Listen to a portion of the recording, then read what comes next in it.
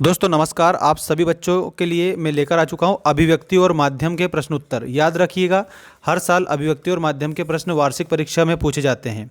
इस साल भी पूछे जाएंगे। आपको सभी इंपॉर्टेंट जितने भी अभिव्यक्ति माध्यम के क्वेश्चन हैं जो परीक्षा में आते हैं, एमपी बोर्ड की वार्षिक परीक्षा में कक्षा 12वीं में, मैं सारे के सारे आज बता दूंगा।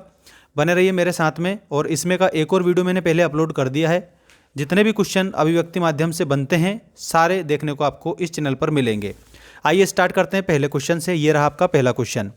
भारत का प्रथम समाचार वाचक या संदेश वाहक कौन था? तो इसमें देवर्षि नारद थे। ठीक, इसके बाद अगला क्वेश्चन देखिएगा। ये रहा आपका नेक्स्ट क्वेश्चन। प्राचीन काल में संदेश किस प्रकार दिए जाते थे? तो प्राचीन काल में संदेश जो है ना, शिलालेखों पर लेख अंकित करके दिए जाते थे। और ये आईएमपी क्वेश्चन है तीसरा वाला। भारत में छपने वाला प्रथम साप्ताहिक अखबार कौन सा था? तो भारत में छपने वाला प्रथम अखबार पंडित जुगल किशोर शुक्ल के द्वारा संपादित उदंत मार्तंड था। ठीक, इसमें उदंत मार्तंड याद रखना। अगला है समाचार लेखन के 6 ककार कौन कौन से हैं? अब यहाँ एक बात मैं आपको बता देता हूँ, पिछले साल ये परीक्षा में प्रश्न पूछा गया था 100%। आप पेपर उठा के देख लीजिएगा कक्षा 12वीं का। तो समाचार लेखन के जो 6 प्रकार हैं इनको ककार के रूप में भी जाना जाता है, ये बात भी ध्यान रखना। जिसमें क्या, कौन, कहाँ, कब और कैसे और क्यों, ये जो है समाचार लेखन के 6 प्रकार या ककार बोले जाते हैं। ठीक, याद रखना सभी। अगर इसका पीडीएफ चाहिए तो ऐप डाउनलोड कर लेना, लिंक मैंने डिस्क्रिप्शन में डाल रखी है, या फिर टेलीग्राम ज्वाइन कर लेना, वहाँ पर मैं सारे के सारे पीडीएफ आपको दे दूंगा। भारत में छपने वाला प्रथम अखबार कौन सा था? तो भारत में छपने वाला प्रथम अखबार बंगाल गजट था, जो 1780 में यहाँ पर छपा था। हिंदी भाषा के प्रारंभिक चरण में किन विद्वानों का योगदान था? ये कोई इंपॉर्टेंट क्वेश्चन नहीं है। चलिए आगे बढ़ते हैं। यहाँ पर देखिएगा क्वेश्चन नंबर 7, हिंदी के प्रमुख अखबारों के नाम लिखिए। ये आईएमपी क्वेश्चन है, ध्यान रखना सभी।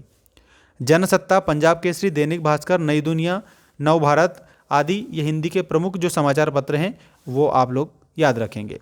इसके बाद में नेक्स्ट जो क्वेश्चन है वो देखिएगा यहाँ पर। भारत का स्वाधीनता से पूर्व पत्रकारिता का लक्ष्य क्या था? स्वाधीनता की प्राप्ति का लक्ष्य था कि स्वाधीनता प्राप्त हो। इसके बाद में जो नेक्स्ट क्वेश्चन है उसको आप ध्यान रखिएगा। ये रहा आपका इंपॉर्टेंट क्वेश्चंस, जिसमें कि आप लोगों को याद रखना है। हिंदी में प्रकाशित होने वाले प्रमुख राष्ट्रीय समाचार पत्रों के नाम लिखिए। तो दैनिक जागरण, दैनिक भास्कर, अमर उजाला, पंजाब केसरी और हरिभूमि, ये राष्ट्रीय समाचार पत्र है, मतलब नेशनल लेवल के हैं। ठीक है। इसके बाद में ये आपका नेक्स्ट क्वेश्चन, पत्रकार की लेखन शैली की क्या विशेषता होती है? तो पत्रकार की लेखन शैली तथ्यपरकता, भाषा की सहजता और सरलता, ये उसकी विशेषता होती है।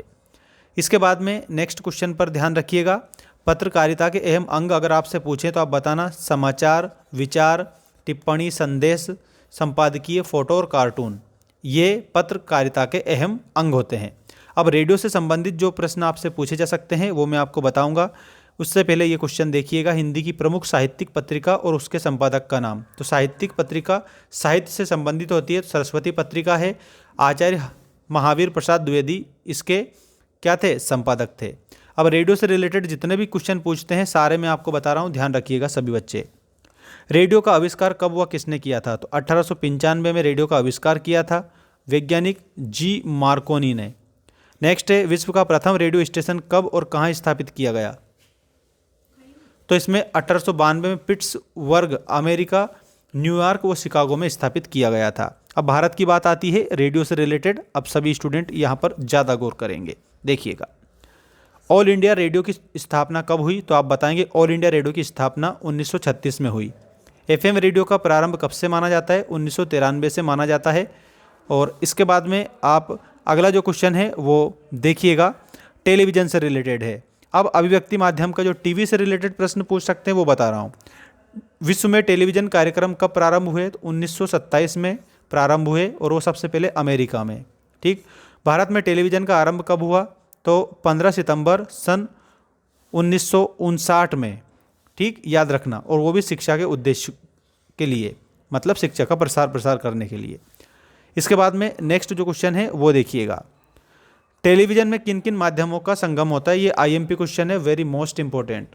सभी ध्यान रखना इसका और अच्छे से याद भी करना, ऐसा नहीं कि आगे पाठ पीछे सपाट कर दो। टेलीविज़न में शब्द, ध्वनि, दृश्य माध्यमों का संगम होता है। ठीक है। चलिए अब आगे बढ़ते हैं और ये आप लोगों के लिए आ चुका है most important question number 6। Television में भाषा शैली कैसी होनी चाहिए, मतलब ऐसी भाषा होनी चाहिए जो आम जनता को समझ आ जाए। टेलीविज़न में भाषा सरल सुबोध होनी चाहिए, उसमें गरिमा हो, वाक्य छोटे छोटे परस्पर संबंध होने चाहिए उसमें, और फालतू के शब्द अर्थात अनावश्यक शब्दों का उसमें प्रयोग नहीं होना चाहिए। इसके बाद में ये क्वेश्चन 2 अंक का क्वेश्चन आ चुका है, ध्यान रखिएगा। फिर सिनेमा वाला करेंगे।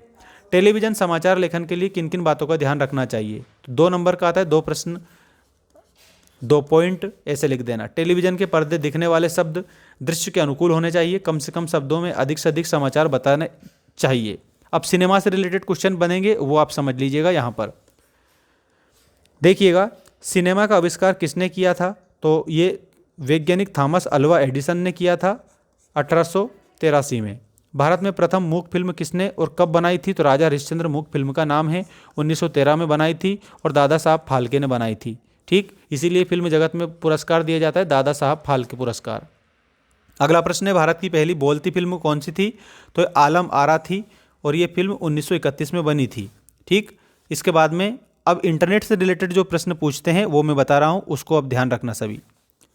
देखिएगा, इंटरनेट क्या है, तो इंटरनेट को हिंदी में अंतर्जाल कहते हैं। इंटरनेट अगर इंग्लिश में देखा जाए ना, international language is now internet.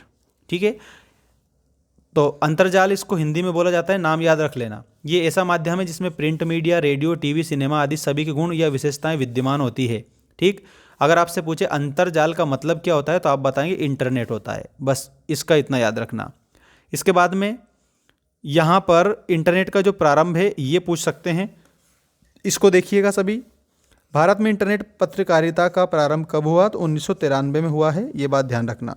ठीक, और इंटरनेट से लाभ ये जरूर पिछले साल पूछा गया प्रश्न था, थोड़ा ध्यान रखना इसको। मैं रिपीट कर रहा हूँ आप लोगों के लिए, इसको अच्छे से याद रखिएगा। इंटरनेट से होने वाले जो लाभ हैं वो इस प्रकार हैं। इसमें सबसे पहले तो विश्वग्राम की अवधारणा प्रबल हुई है। दूसरी, इससे संचार की नई संभावनाएं जागृत हुई है, मतलब कि संचार की नई नई संभावनाएं जागृत हो चुकी है। इंटरनेट के माध्यम से हम कम समय में अधिक संदेश पहुंचा सकते हैं। इससे अध्ययन करने वाले व शोधकर्ताओं के लिए अपार संसाधन उपलब्ध हुए हैं, मतलब कि बहुत सारे रिसोर्स उपलब्ध हो गए हैं। अब इंटरनेट से हानियां अगर पूछते हैं, नुकसान पूछते हैं, तो आप बताना। इंटरनेट से बच्चों और युवाओं में अकेलापन बढ़ता जा रहा है, इससे अश्लीलता को बढ़ावा मिलता है, इससे अनेक प्रकार के दुरुपयोग हो रहे हैं। ये इंटरनेट से हानियाँ हो रही है।